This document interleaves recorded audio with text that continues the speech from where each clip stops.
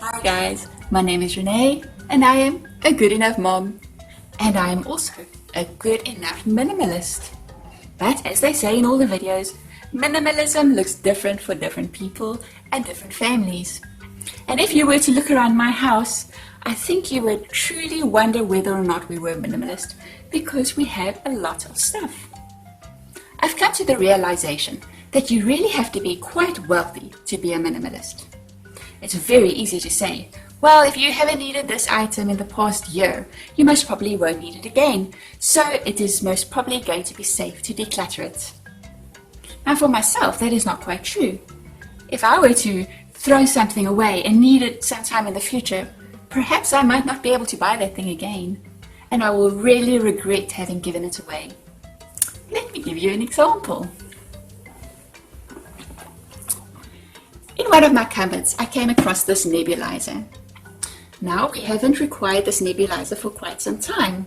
I've got 4 children, 2 of which required to be nebulized quite regularly when they were younger, but for the past year or so, we haven't needed it. If I was a true minimalist, I would give this nebulizer away. But what if I need it in a week's time, or a month's time, or a year's time? Would I be able to buy another nebulizer again in an emergency? Maybe or maybe not, but I would surely regret have given the nebulizer away. So I'm going to hold on to it. Even though I'm not wealthy enough to just throw away everything that I haven't needed for the past year, I've still been able to declutter a lot, and I've really experienced the benefits of having a simpler and easier lifestyle and home. And today I'm going to show you some of the things that we do to enable us to do this in a frugal way. Let's begin. I think the real game changer for me was storing like for like. Only when I put together all the hairbands from all my 3 girls and myself that I realized how many hairbands and hair accessories we had. Only when I started storing all the little booklets and notebooks and paper binders together that I noticed how many little notebooks we had. Only when I started storing all the cables and the charging cables together that I noticed how many charging cables we have. When I started putting like with like, I started to realize how much of a certain item we had, so I could really focus on not buying more of that item. One thing that I found that we had a lot of is socks. It is something that is small and useful and cheap that one can easily buy without thinking. I know why we've got so many socks. When I used to work, there was a sock factory shop very close to where I work. And although I wouldn't often go there by myself, if my husband came to fetch me from work for some reason, perhaps the car was in for a service, then we would pop into the sock factory shop and we'd just buy a few pairs.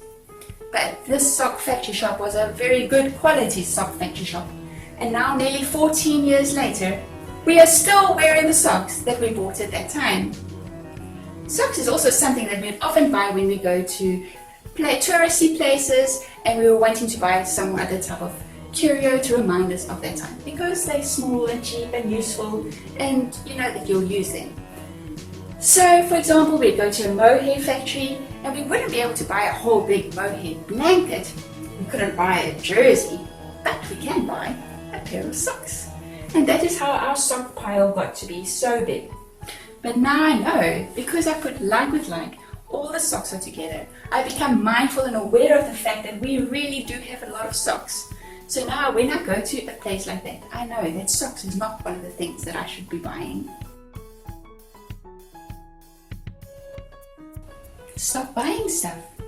Now for some people, they know immediately that this is where their problem lies. But for myself, I thought I didn't have a problem with that. That is until I started decluttering. And then I realized that I have a tendency to buy cheap, useful things. One example of this is hairbands. Now hairbands are useful, they tend to break, they become ugly, they get lost, And I've got 3 young girls with long hair, and I myself have long hair, so we have a lot of hairbands and hair accessories and clips and all sorts of pretty things like that. And I found that it is something that I would often buy quickly without any thought. For example, if I saw hairbands in the school's colors, I would buy them if they were on sale. Or if we were going to a party and I couldn't afford to buy my children a whole new outfit, at least I can get them some nice hairbands for it. Or if I saw something cute, I would get it for them as a special treat. And I would often put it in with their Christmas presents and birthday presents. Each girl had a basket of hair accessories in their room. And as I started decluttering and really being mindful about what was causing clutter in our house and in our children's rooms, I noticed that there was often hairbands lying all over the place. Hairbands in the kitchen, hairbands in the car, hairbands in the bathroom. Everywhere where I looked was just hairbands.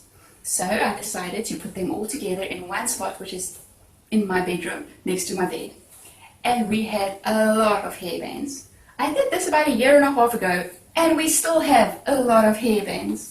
Now, as they do break and get used up and become ugly and I throw them away, they are becoming less and less, and I declutter this as I go along. But it'll still take a while before I need to buy hairbands again. And just having them all in one place makes me mindful about how many hairbands and hair accessories we have, so I won't compulsively buy extra hairbands for any reason.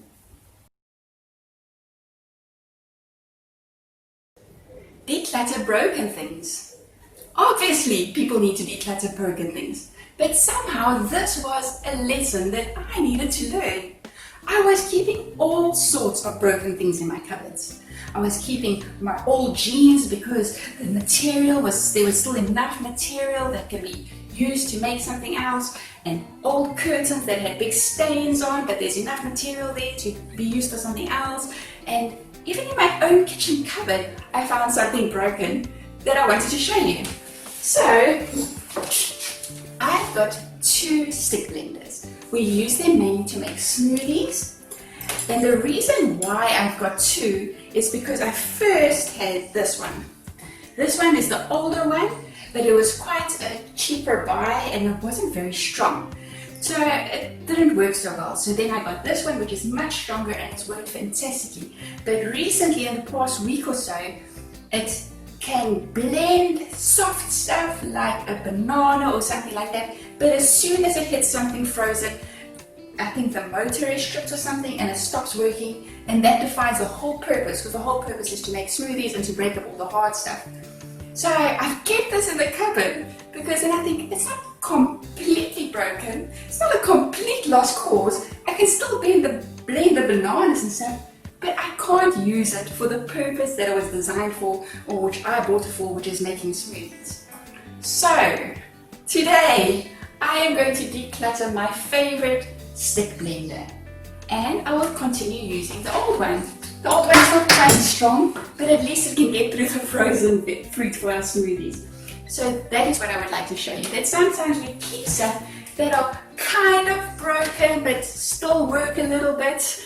Rather get rid of them, it's just causing you frustration, and keep something that works. And with regards to all those clothes or curtains and stuff that I was busy keeping, there is a place for it. Frugal living means using up everything to its fullest potential, but you also have to be realistic on your time. There are times in your life when you are able to use those materials, whatever they may be, but there are other times when you must just learn to let it go.